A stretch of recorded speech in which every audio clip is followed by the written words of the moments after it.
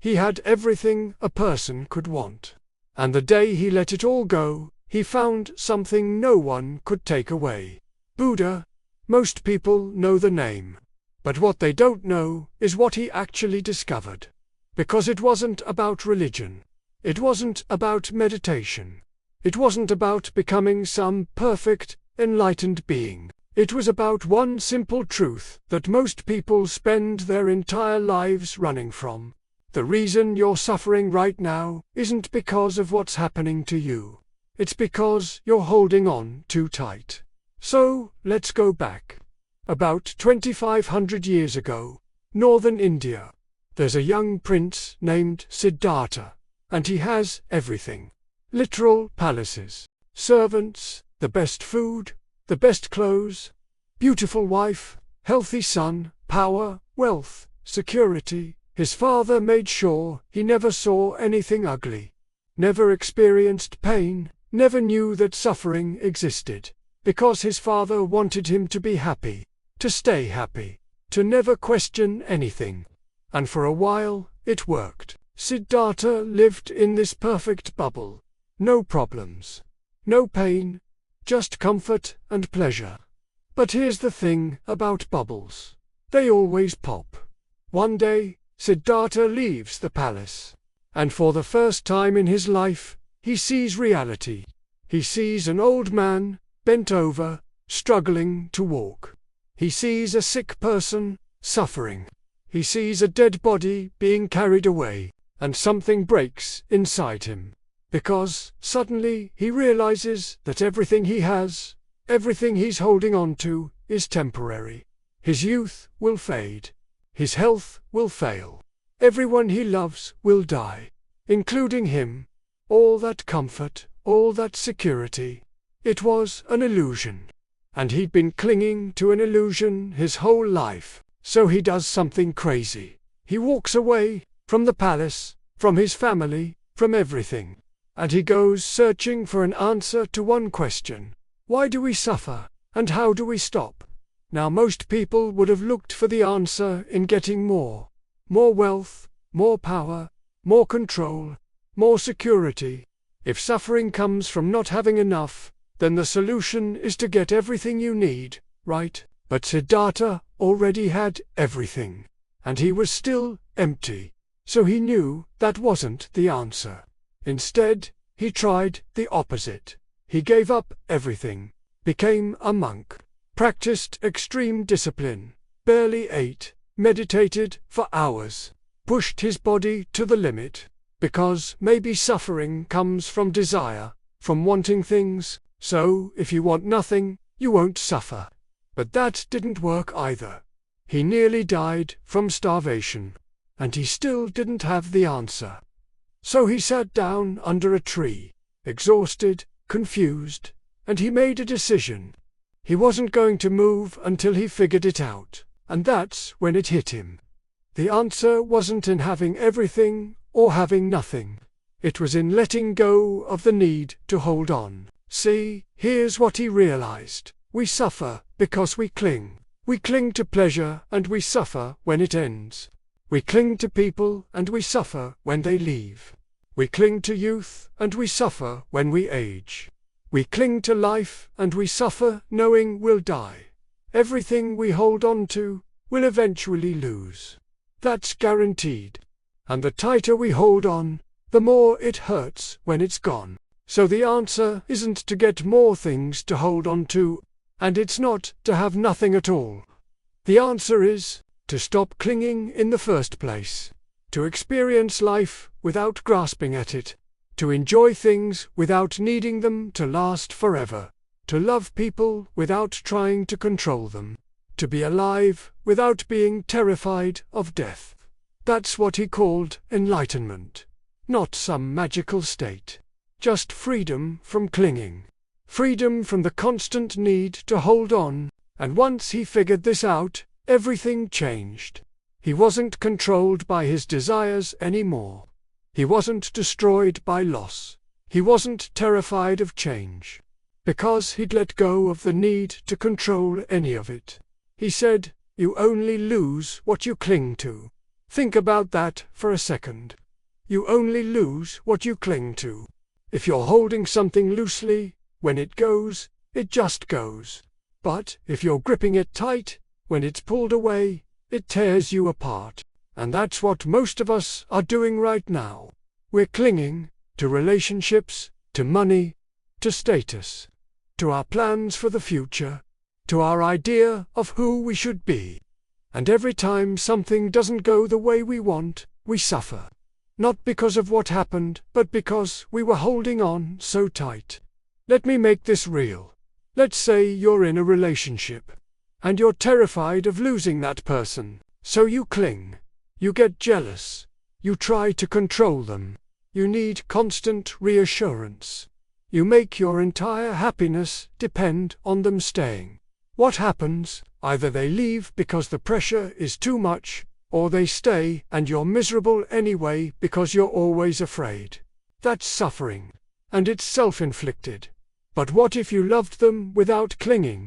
What if you appreciated them while they were here but didn't make your peace depend on them staying? What if you held them loosely enough that if they chose to leave, you could let them go? That's not loving less. That's actually loving more. Because you're loving them as they are, not as something you need to possess. Or, let's say you have money. You worked hard for it. You earned it, and now you're terrified of losing it. So you stress about every purchase. You check your account constantly. You make decisions based on fear of loss instead of what actually matters. That's clinging, and it's making you miserable. The money is supposed to make your life better, but instead it's making you anxious. Buddha would say, stop clinging to it, use it, enjoy it, but don't let your peace depend on keeping it, because you're going to lose it eventually anyway. Either you'll spend it, or you'll die and leave it behind. Either way, it's temporary. Here's another one. You have an idea of who you should be, what you should achieve, how your life should look. And when reality doesn't match that picture, you suffer. You feel like you're failing, like you're not enough. But that suffering isn't coming from reality. It's coming from your attachment to a specific outcome. You're clinging to an idea instead of accepting what is. Buddha would tell you to let go of that idea. Not let go of your goals or your efforts, but let go of the clinging. The desperate need for things to be a certain way. Work toward what you want, but don't make your happiness depend on getting it. Because life doesn't care about your plans. And the more you cling to them, the more you'll suffer when they don't work out. Now here's where people get confused.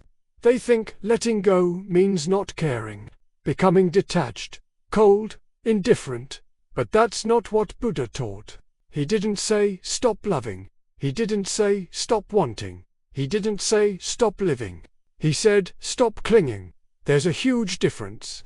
You can love someone deeply without clinging to them. You can want success without being destroyed if you fail. You can enjoy pleasure without needing it to last forever. You can care about things without making them your whole identity. That's the balance. That's the freedom. That's what he spent the rest of his life teaching, and it worked. Not just for him, but for millions of people over thousands of years. Because the truth doesn't change. Clinging causes suffering. Letting go brings peace. But here's the hard part. Actually doing it. Because letting go is scary. It feels like losing control. It feels like you're giving up. It feels like you're setting yourself up to get hurt. But the reality is the opposite. Clinging is what hurts. Clinging is what creates fear and anxiety and suffering.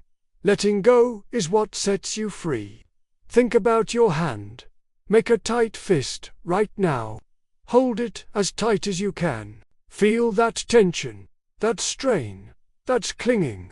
That's what you're doing mentally and emotionally all day long. Now open your hand, relax it. Feel the difference. That's letting go. That's peace. You didn't lose anything by opening your hand.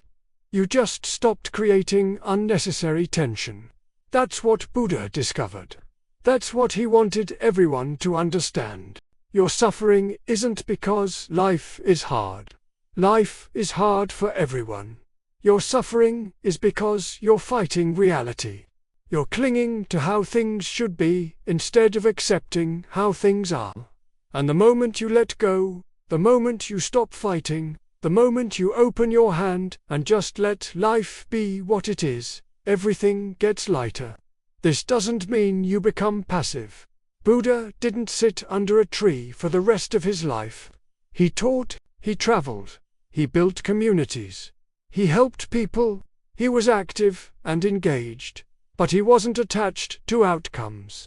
He did what he thought was right without clinging to the results. He loved people without needing to control them. He lived fully without being terrified of death. That's the power of letting go. Not losing yourself. Not giving up. Just releasing the grip that's been choking the life out of you. So here's the question. What are you clinging to right now?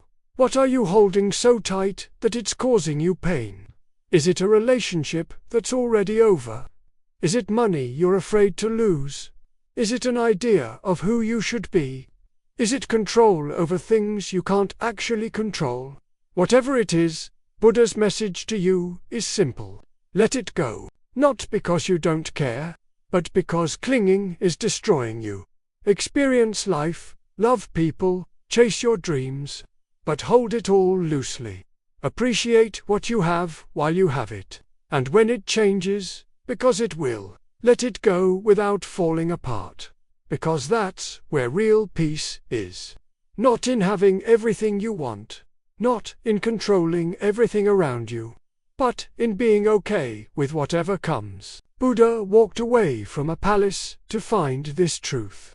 And what he found was worth more than any kingdom. You don't have to walk away from your life. You just have to stop strangling it. Open your hand, let go, and watch what happens. The peace you're looking for isn't somewhere else. It's right here, waiting for you to stop clinging long enough to feel it. Subscribe for more forgotten wisdom that still works.